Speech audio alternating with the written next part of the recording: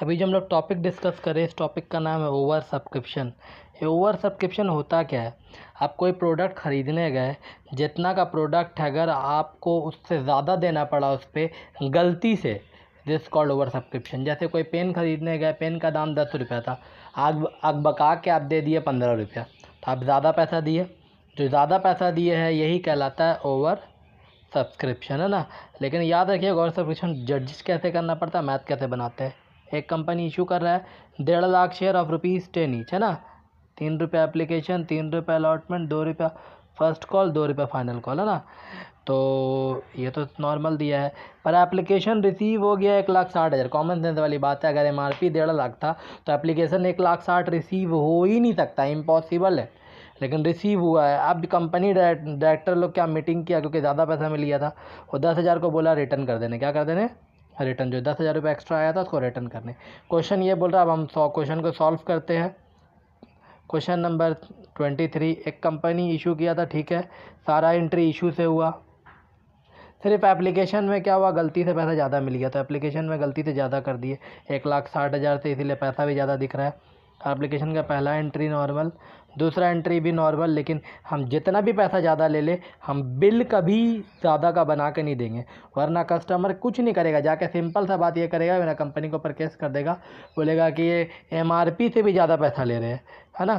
क्योंकि MRP तो जाहिर सी बात है 1.5 लाख है, तो 1.5 लाख इंटू 10 होना चाहिए था, 1.5 लाख इंटू, है ना, 3 होना चाहिए था, 10 ईच है, तो ये 3 रुपये यही में ना एक्स्ट्रा हुआ, तो ये 3 रुपये एक्स्ट्रा मिला, यानी 1.5 लाख इंटू 3 होना चाहिए था, 4,80,000 होना चाहिए था, मिल गया है 4,30,000 होना चाहिए था, मिल गया 4,80,000।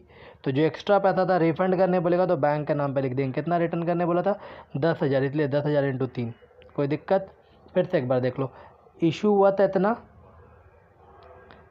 था इतना, तो सारा एंट्री इसी से होना चाहिए था, सारा एंट्री उससे हुआ है, लेकिन सिर्फ एप्लीकेशन गलती से ज़्यादा हो गया, तो ज़्यादा वाला लिख दिए जो मिला। यहाँ पे भी सेम गया, लेकिन शेयर कैपिटल मेरा बिलिंग एंट्री होता है। बिलिंग एंट्री में हम एक्चुअल अमाउंट लिखेंगे। क्या लिखेंगे? एक्चुअल, यानी 1.5 लाख। 1.5 लाख इंटू 3 यानी 4,50,000, जबकि दिख रहा है 4,80,000, तो 30,000 को कुछ तो करना है। 30,000 को क्या बोला है? रिटर्न कर देने। क्या बोल रहा है? रिटर्न बोलेगा तो बैंक, एडजस्ट करने बोलेगा तो अलॉटमेंट। क्वेश्चन में जो बोलेगा हम वही करेंगे ट्रीटमेंट। यहाँ रिटर्न बोला था इसलिए रिटर्न कर दिए। इसी तरीके से हम आगे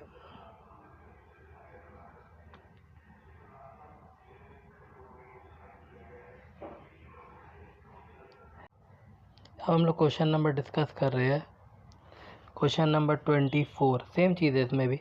एक कंपनी इशू किया 10,000 share of ₹100, 20 application, 20 allotment, 40 first call, 10 final call. Percent का कोई काम नहीं है, नॉर्मल 20, 30, 40, 10।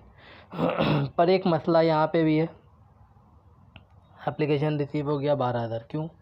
सामान का दाम तो 10,000 था ना, 12 रिसीव हो गया तो 2,000 ज़्यादा मिला। अब 2,000 का एडजस्टमेंट पड़ेंगे हम, 8,000, 4,000 का एडजस्टमेंट कुछ नहीं है, सिर्फ कंफ्यूज करने के लिए। कॉमन सेंस वाली बात है, 10 से अगर 12 हुआ तो 2 का ना एडजस्टमेंट पड़ना है हमको, या 2 से कम का एडजस्टमेंट पड़ना है ना। 800 का कोई एडजस्टमेंट हो सकता है ना 400 का कोई एडजस्टमेंट हो सकता है, तो 200 का 2,000 का एडजस्टमेंट दिया है।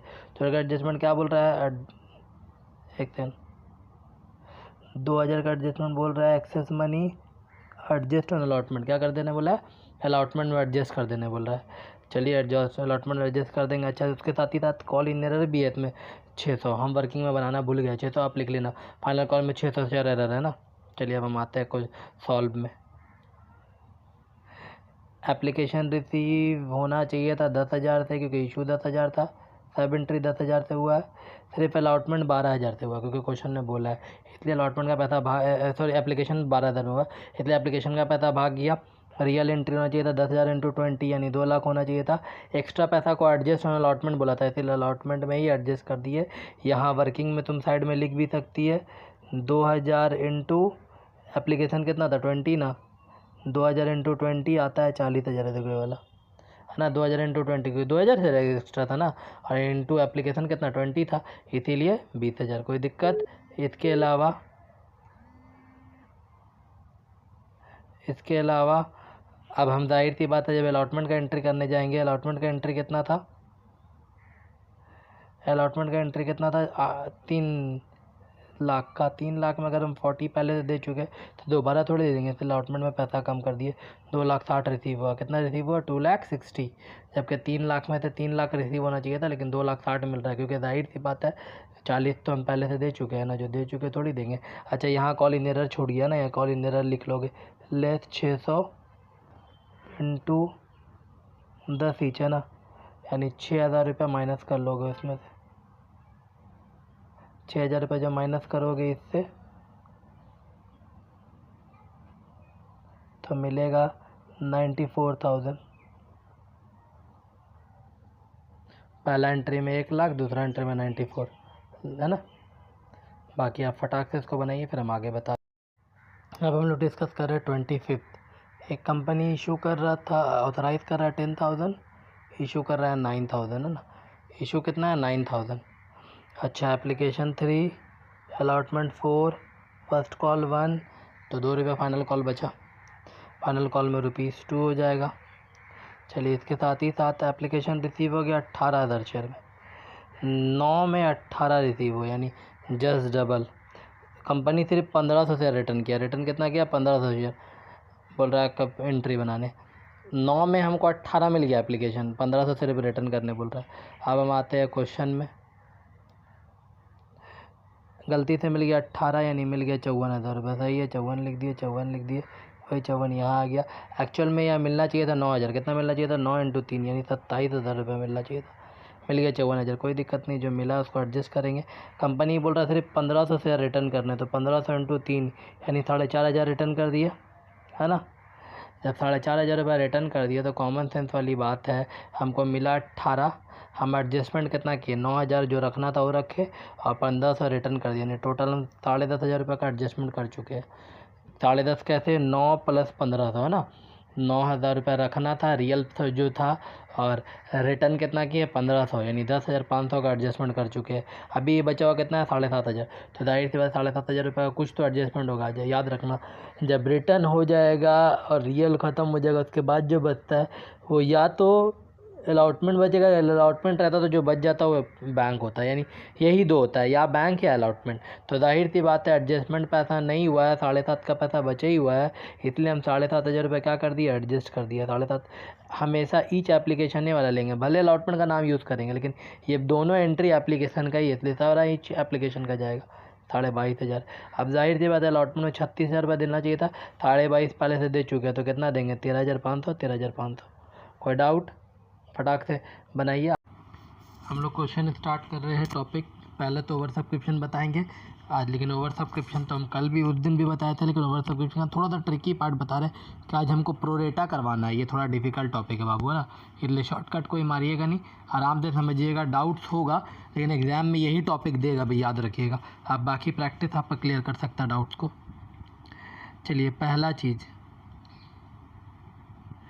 एक कंपनी इशू कर रहा है 5,000 शेयर ऑफ ₹10 ईच, 2 रुपये एप्लीकेशन, 3 रुपये अलॉटमेंट, 1 रुपये फर्स्ट कॉल और balance on final call. Application receive हुआ 9,000, ये याद रखिएगा, एप्लीकेशन रिसीव हुआ 9,000 में ना। CO मतलब शॉर्टकट मार दिए, CO मतलब कंपनी, है ना, गलती से CO लिखा गया है, सब में गड़बड़ाया है। CO मतलब कंपनी। कंपनी अप्लाई किया 8,000। कॉमन सेंस वाली बात है, जब सामान 5 का था, गलती से 9 मिल गया, तो कंपनी 8 नहीं रख सकता है। अगर रख रहा है तो इसका मतलब ये है कि 5 में अगर वो 8 रख रहा है, 5 का बदली वो 8 रख रहा है, 9 मिला था उसको, तो 1 वापस कर दिया, 3 अलॉटमेंट के नाम पे रख दिया, है ना। अब आते हैं हम क्वेश्चन में, ज़्यादा अच्छे से समझ में आएगा। ये था क्वेश्चन, दिखा दिया, अब आते हैं सॉल्यूशन में, है ना। सॉल्यूशन क्वेश्चन नंबर 26, ये है क्वेश्चन नंबर 26। अब एक कंपनी था जो इशू किया था 5,000 × 10 ईच, सही है, सारा एंट्री 5,000 5,000 5,000, है ना। खाली अलॉटमेंट मिल गया 9,000 रुपये, चलिए कोई दिक्कत नहीं, 18 मिल गया, वही 18 यहाँ पुट अप किए, वही 18 वही 18। रियल एंट्री होना चाहिए था 5,000, कितना होना चाहिए था? 5,000, यानी ये हमको 9 नहीं चाहिए, क्या चाहिए? 5, तो 5 × 2 यानी 10,000 रुपये, ये भी सही है। एडजस्टमेंट अब आते हैं, पहले बैंक लिखा गया गलती बैंक पहले लिखा था, मतलब अलॉटमेंट से ऊपर बैंक लिखा था, अलॉटमेंट नीचे लिखा था। चलिए कोई दिक्कत नहीं, ऊपर नीचे भी करेंगे तो कोई दिक्कत नहीं है।